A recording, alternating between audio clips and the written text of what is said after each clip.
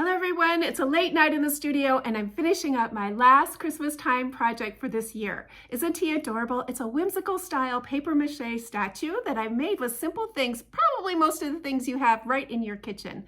I'm a part of a YouTube collaboration tonight called A Few of Our Favorite Things, and we have two hosts tonight. We have Dawn with Shabby Meets Bling and Monica with Up All Night DIY. Now you're going to find the links to their channel inside of the description box, as well as a playlist of all the other videos that have been contributed for today's collaboration.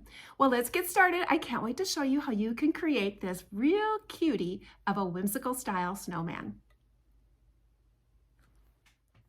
The first step is to build the armature for my piece, and that's just basically a fancy name for the body. I'm going to be using aluminum foil, inexpensive masking tape from my Dollar General store, using some wooden skewers to build the legs, and some cardboard to create a nice long tall hat. I need a little bit of hot glue to be able to glue my pieces together. The first step is basically build a potato. That's the shape you're kind of going for the body of the snowman. You don't want to crunch this foil too hard. You still want a little bit of room to be able to sculpt it once you get your pieces together. You can layer over your pieces of foil if you need to add a few more on there. Once you have the potato made, then it's time to make the head. Go ahead and make a small ball. I like to have a little bit of a flat area at the base, so when I'm setting my head on, I have a flat area there. I like to have it off just a little bit to the side as well, so it has kind of a cute little look to it. Once I had the head fashioned, now it was time to go ahead and make a little carrot nose. And it's basically just creating a cone. You kind of just wrinkle it up. I like to have my noses have a little bit of a tip at the end, and I just crunch my paper, and I leave a little bit of a flat end at the base so I have room to hot glue it to my face. Once I have the pieces, I go ahead and apply the hot glue just a little bit. The hot glue isn't the permanent hold. It's going to be the tape that's really going to hold it and the paper mache that goes on top. The hot glue is basically just to get your pieces together to be able to build your sculpture on the top. The next step after you have them hot glued together is to use the masking tape. You want to use inexpensive masking tape because it's usually very sticky, and it always helps to rip a few pieces and then have it sitting off to the side because it wants to stick on itself really well, which is good and bad all at the same time. It can be frustrating because your tape starts to stick to itself when you're trying to rip it off the roll. So it's easier if you have some small pieces already ripped and off to the side. And you basically just start taping up the foil. Use your fingers and rub it down. You don't want to have a lot of little pieces of your tape flipped up or raw. So rip them up, have some small pieces, and crisscross your tape different directions. The paper mache won't stick so well to the aluminum foil, but it'll stick really great to this masking tape. If you need a little extra help in those small little areas, you can use the end of a paintbrush and roll it over it. Also, if you decide after you're putting your tape on, you have kind of a big dent there like I did, you can take another piece of the aluminum foil and just hot glue it onto that area and add more tape. So at this stage, you really can't mess it up. You just keep on adding your layers. The masking tape, you want your aluminum foil just covered with masking tape. That's what you're looking for. Now that I have the body all taped up, I'm going to be adding some legs, and I'm going to use wooden skewers for this. I have this little awl type of tool. Just punch some holes, add a little bit of hot glue, and stick them in the holes. I leave them a little bit longer. I'm going to be adding some boots on the end of the snowman, and I want to be able to stick it into something. So I'm going to add my legs on, but I'm going to leave them a little extra long, and that's also going to help just create a nice little stand to be able to dry my items with as well. Now it's time to create those boots, and I'm just going to kind of take some aluminum foil, make a squarish shape and figure out a toe, and then slip it on to my snowman. Once I have them slipped on, I can add just a little bit of hot glue to hold them in place and then add the tape to these as well. Now it's time to build this snowman a hat, and I'm going to be using some cardstock to create this, and just a set of circles of a bigger one and then a smaller one that goes in the middle, trace them around it, cut out that centerpiece. It's easier to do it now when it's all together because your circle will get kind of small, so it's best to do cutting out the center now at this point and then cut your big one out. To create the top of the hat, I basically just cut a straight piece of paper, and then I needed to condition it once I had it cut because you want it to be able to roll. So I rolled it around a paint bottle, and then that conditioned the paper so I could get a nice little round top for my hat. Go ahead and tape it. do the same process of adding all the tape because the tape will stick really well and you kind of want that paper mache look to it. So I'm going to just go ahead and tape my little hat together. A little trick I found is that it works best if you put that tape on the inside and then bring it around your brim and up into your hat. That just helps kind of get that little circle on there, and then you can build your hat quickly from there. And then you do need a little top. I just basically used that bottle of that paint bottle, traced around it, and then taped it on the top of my hat. It works the best. Don't figure that you're going to get it right exactly. So tape a few pieces on, and then just take your scissors and trim that piece around, and then go ahead and add your tape. Now I have all my pieces built, it's time to put the paper mache on. I like working on the top of a cookie sheet, add some water on the top, and then put a piece of wax paper down, and it just really covers it and it's nice to work on the top of it. Tear up some paper. You can use any kind of paper you might have. I like using a thin paper, but I'm going to really recommend that you tear it and not use any of the machined edges because those edges don't stick as well. You want to be able to have the ripped edges, and you're basically going to be fusing those pieces of paper together with the flour and the water paste. So rip up some pieces, have different sizes, some small ones and some thin ones, because this is a small little sculpture piece. I'm going to be using simple paste. It's just flour and water, and there's really not a recipe. You basically just mix it until you have pancake batter with no lumps. That's what you're looking for.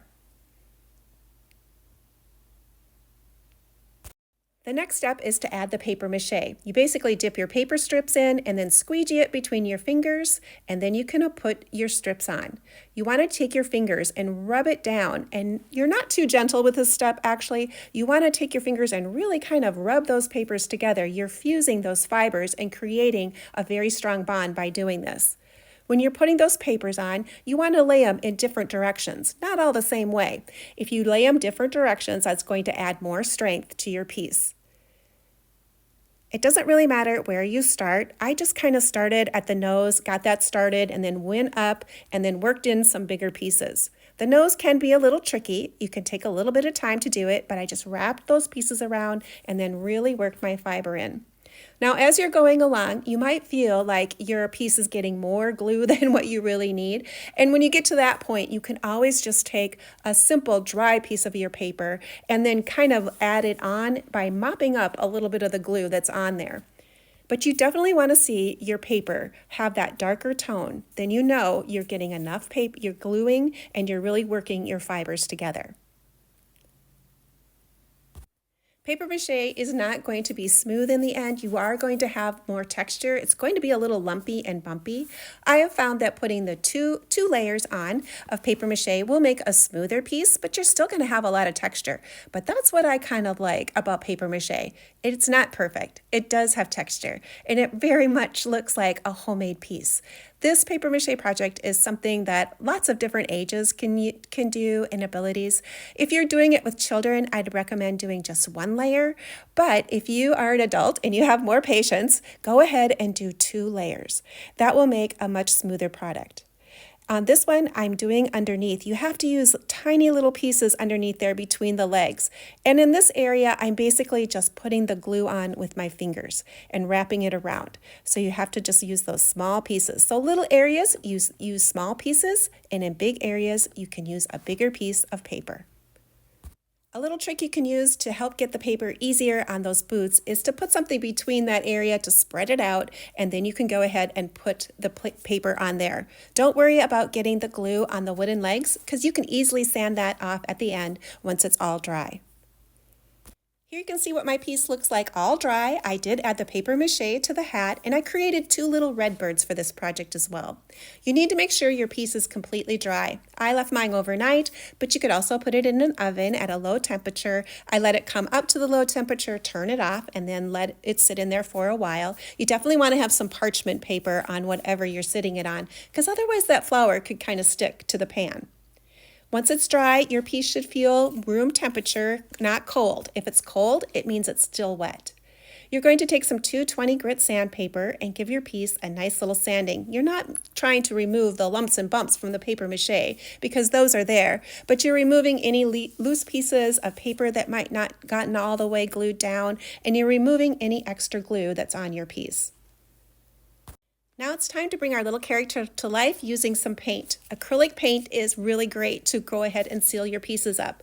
Now we just got it all dry, so we're not looking to add a heavy layer of paint. Actually, I like to use kind of a scruffy brush with stiff bristles on it and almost do like a wet, dry brush, if that makes sense. It's wet, but it's kind of dry. And use little circles and rub that acrylic paint all over your piece. I'm priming mine with white acrylic paint is where I'm going to be starting. Because the acrylic paint dries so quickly, you can easily put multiple layers of paint on. I just brush and scrub on as much white paint as I want until I get that right look of snowman color that I'm looking for. I'm also going to be using that white for on my wooden legs because I'm going to be giving him some striped stockings. The first bit of color I'm going to be adding is the color on his nose. I'm not adding any water to my paint. I'm basically using a dry brush. I'm using an angle brush on this particular area because I can get a nice little point there and then just paint a layer of the orange. I'm going to let that dry, and then I'll be adding a little bit of a color wash on the top to pick up some of the dimension on that wrinkly area on my carrot. For the smile, I was going to be using a micron pen, and this piece magically already had the smile built in, just from the crease of the papers underneath. I saw it and it was like, that smile will be perfect. So I just used my micron pen and it'll be permanent once it's dry. Now I'm going to be adding the eyes on, and I'm going to be using colored pencils to put these eyes on. There's lots of ways you can do this. You could use paint, whatever you're most comfortable with. I just love using colored pencils on the paper mache items. I'm going to put a black area at the top and then that pretty aqua blue down below. I just feel like I have a little bit more control when I'm using the colored pencils than I do when I'm using a paintbrush right on these small little areas. I'm burnishing those colors together. That's one nice thing about the color pencils. It can burnish and meld those colors together. I'm adding the pink cheeks using the color pencil too. The face is important, so take your time doing it. And if you mess up or you feel like you want to change it, you can always just paint it over because it is acrylic paint and you can easily do that. Once I have the cheeks on, and I'm going to be adding a little bit of twinkle to his eyes using the end of a skewer with just a small little dot of white paint. If I put it on the right side of one eye, I need to put it on the right side of the other, and then I just added a little swoosh of white at the bottom. And that's how it brought him to life.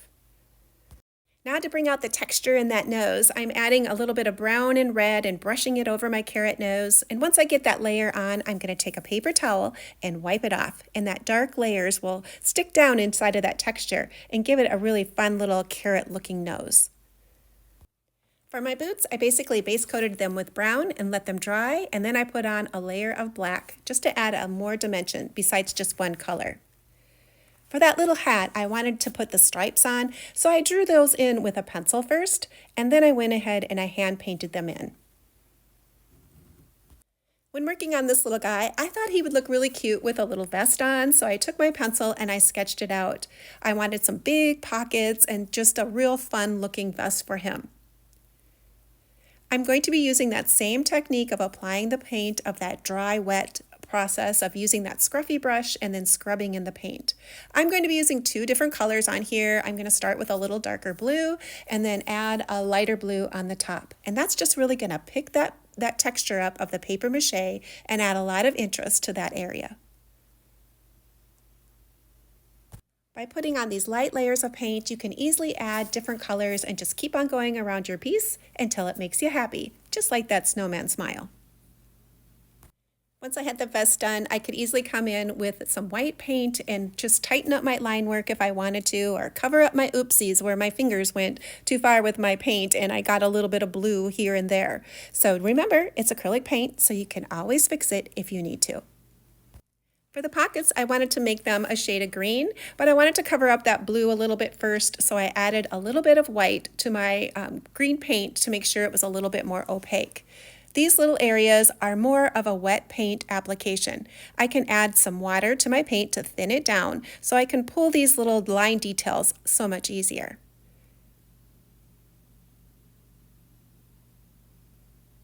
I'm going to be adding some colored pencil to his little vest as well. So this is just the beginning steps of adding the details to his little cute vest that he's wearing.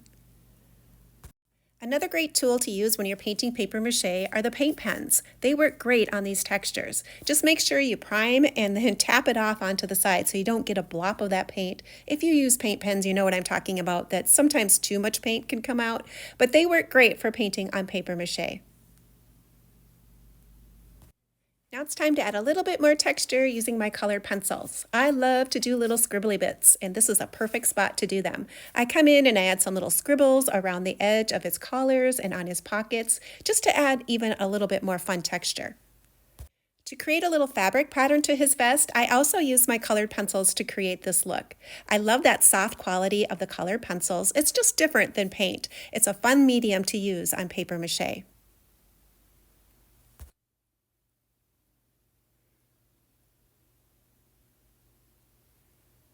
The other area that I used my paint pens on was to create the little striping on his stockings. I first did little tick marks with my pencil so I knew where I wanted them, and then I just used my red marker to be able to create the little stripings on there. I also used it to create the red heart on my hat, and I created 2 little red hearts on each of the pockets as well. The red kind of dried a little bit more orange than what I wanted it to, so I used my colored pencils to add a little bit more pop to those as well. Once I had everything painted, I gave my piece 2 coats of matte varnish. I created 2 little red cardinals for my piece, so I painted them red, and then I added the little black mask around their eyes and then dotted in the whites using my stylist. I was going to be using the end of a chopstick to create the beaks for these pieces, so I had already painted them orange. I used my piercing tool to create the hole for the beak, and then just clip the smallest bit for the beak off. And then I added a little bit of glue to the end and then just put it right in that hole. I did struggle a little bit, but eventually I got it, and it was the perfect little size for a beak. Now to go ahead and attach that tall hat. I put some hot glue in there, and then I put some of that styrofoam inside of there. I was going to be putting a wire in the top of the snowman's head. That would be able to anchor it a lot better, is to have the wire instead of just relying on the hat being glued. So I put the wire in the snowman's head over there, added a little bit of glue, and then I stuck my hat right on the top, and that worked perfect. The next thing I wanted to do was I wanted to add some arms to my snowman, and I was going to be using a pipe cleaner for this. So I used my piercing tool, and then I ran the stick through it first, and then took the pipe cleaner and ran it right through there and added a little bit of tacky glue to the side of the arms, and it held really well. And by having those pipe cleaners for arms, they're very bendable and he can hold things. I'm going to have him hold something for winter, Christmas right now, but for Valentine's, I'm going to switch it up and have him hold a string of Valentines. To cover the end of his hands, I created him some red mittens. I just doubled my fabric out, cut my mittens out, and then just glued them onto the end, and that worked perfectly to have those little red mittens cover up the end of the little pipe cleaners. To attach the hat, I used some clear tacky glue and then slid the hat on. I wanted to use an antique sugar bowl to be able to create a stand for him, so I needed to put some styrofoam inside, create a base, and then be able to stick him in the top and then fold some fabric over the top of that to give it that pin cushion look. Well, let's take a look at what he looks like finished sitting in my studio. I wanted to say a special thank you to Don and Monica for hosting tonight's collaboration. Check out that playlist. I'm sure there's going to be lots of inspiration inside of there. And here he is looking so darling. I love that little cardinal nest on the top and all those little wild branches. His sweet little smile was such a surprise to see it already there inside of the paper, just waiting to be drawn. I love the little accents of his red mittens and his festive little bow tie in the front. All of his colors look so bright and festive, and I'm going to use them for Valentine's Day too. I'm just going to have him hold a little string of Valentines. And look at that cute little cardinal petal down below. Well, if you're new to my channel and you like doing art and crafts, come on over and see what I'm doing. I'd love to have more creative friends join me. Leave me a comment, give me a thumbs up. It can really help my channel grow. Well, thanks for joining me, and hopefully you'll come back and join me again, and perhaps next time you'll create right along with me.